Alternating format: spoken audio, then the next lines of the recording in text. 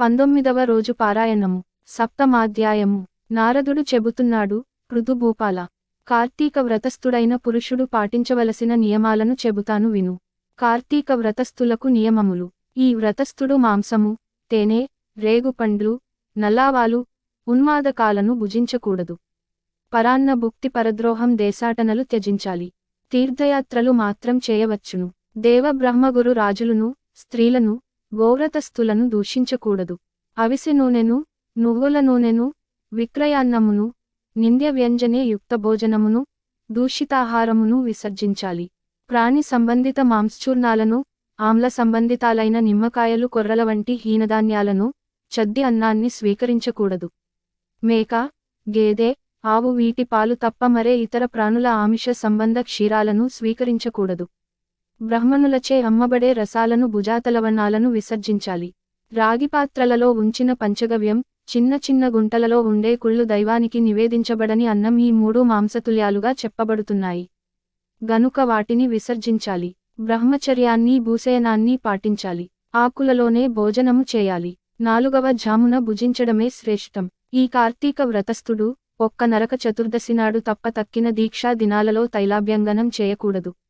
విష్ణువ్రతం చేసేవారు వంకాయ, గుమ్మడికాయ, వాకుడుకాయ, పుచ్చకాయలను విసర్జించాలి. బహిష్టలతోనూ, మ్లేచ్చులతోనూ, వ్రతభ్రష్టులతోనూ, వేదత్యక్తులతోనూ సంభాషించకూడదు. అటువంటి వారి ఎంగిలికాని, కాకులు తాకిన ఆహారాన్నిగాని, ఆశౌచ్ సంబంధితాహారంగాని, ఒకసారి వండి మరల ఉడికించినది గాని, మాడుపట్టిన అన్నాన్నిగాని తినకూడదు. తన శక్తి కొలది విష్ణు ప్రీతికై కృత్యాదులను చేయాలి.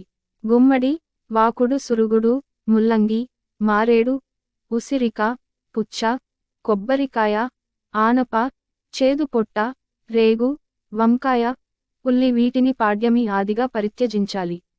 కార్తీక మాసంలో కూడా ఉసిరికాయను తినకూడదు. ఇవేగాక ఇంకా కొన్నింటిని కూడా వర్జించాలి. మరి కొన్నిటిని బ్రహ్మార్పణం చేసి భుజించాలి.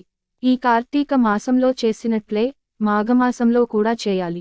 కార్తీక వ్రతాన్ని యథావిధిగా ఆచరించే భక్తులను చూసి యమదూతలు సింహాన్ని చూసిన ఏనుగు వలె పారిపోతారు. 100 యజ్ఞాలు చేసిన వాడు కూడా స్వర్గాన్నే పొందుతున్నాడు. కాని కార్తీక వ్రతస్థుడు మాత్రం వైకుంఠాన్ని పొందుతున్నాడు. కాబట్టి యజ్ఞ యాగాదుల కన్నా కార్తీక వ్రతం గొప్పదని తెలుసుకోవాలి. ఓ రాజా, భూలోకంలో ఉన్న పుణ్యక్షేత్రాలన్నీ కూడా కార్తీక వ్రతస్థుని శరీరమందే ఉంటాయి. విష్ణువాజ్ఞావశవర్తులైన ఇంద్రాదులందరూ రాజును సేవకులు కొలిచినట్లుగా ఈ వ్రతస్థుడిని సేవిస్తారు. విష్ణు వ్రచారణపరులు ఎక్కడ పూజింపబడుతుంటారో అక్కడి నుంచి గ్రహ, భూత పిశాచ గణాలు పలాయన మంత్రాన్ని పఠిస్తాయి. యథావిధిగా కార్తీక వ్రతం చేసే వారి పుణ్యాన్ని చెప్పడం చతుర్ముఖుడైన బ్రహ్మకు కూడా సాధ్యము కాదు. ఈ కార్తీక వ్రతాన్ని విడువకుండా ఆచరించేవాడు తీర్థయాత్రలు చేయవలసిన అవసరమే లేదు. సప్తమోధ్యాయ సమాప్త. అష్టమాధ్యాయము ప్రజారంజనశీల పృథునృపాల. ఇక ఈ కార్తీక వ్రతోద్యాపన విధిని సంగ్రహంగా చెబుతున్నాను విను. ఉద్యాపనావిధి. విష్ణు ప్రీతి కోసము, వ్రతసాఫల్యత కోసము కార్తీక శుద్ధ చతుర్దశి నాడు వ్రతస్థుడు ఉద్యాపనం చేయాలి. తులసిని స్థాపించి దాని చుట్టూ తోరణాలు గలది, 4 ద్వారాలు కలది, పుష్ప వింజామరలచే అలంకరింపబడినది అయిన శుభప్రదమైన మండపాన్ని ఏర్పరచాలి. 4 ద్వారాల వద్ద సుశీల, పుణ్యశీల, జయ, విజయులనే 4 ద్వారపాలకులను మట్టితో ఏర్పరచి వారిని ప్రత్యేకంగా పూజించాలి. తులసి మొదట్లో 4 రంగుల గల ముగ్గులతో సర్వతోభద్రం అనే అలంకారాన్ని చేయాలి.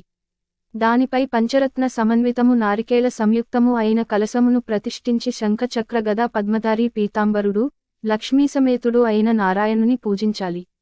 ఇంద్రాది దేవతలను ఆయా మండలాలలో అర్చించాలి. శ్రీ మహావిష్ణువు ద్వాదశి రోజున నిద్రలేచి త్రయోదశి నాడు దేవతలకు దర్శనమిచ్చి చతుర్దశి నాడు పూజనీయుడై ఉంటాడు కనుక మానవుడు ఆ రోజున నిర్మలచిత్తుడై ఉపవాసముండి విష్ణు పూజను విధివిధానంగా ఆచరించాలి. గురువు యొక్క ఆజ్ఞ ప్రకారం శ్రీహరిని సువర్ణరూపమందు ఆవాహన చేసి షోడ్శోపచారాలతోనూ పూజించి పంచభక్ష్య భోజ్యాలను నివేదించాలి. గీతవాద్యాది మంగళధ్వనులతో ఆ రాత్రి నుండి సేవించుచు మరునాడు ప్రాతకాల కృత్యాలు నెరవేర్చుకుని నిత్యక్రియలను ఆచరించాలి. పిదప నిష్కల్మషాంత రంగుడై హోమం చేసి బ్రాహ్మణ సమారాధన చేసి యథాశక్తి దక్షిణలు ఇవ్వాలి. ఈ విధంగా వైకుంఠ చతుర్దశి నాడు ఉపవసించిన వాడు, విష్ణుపూజ చేసిన వాడు తప్పక వైకుంఠాన్నే పొందుతున్నాడు. ఓ బ్రాహ్మణులారా, మీరు సంతోషించుట చేత నేను విష్ణువనుగ్రహమును పొందెదనుగాక.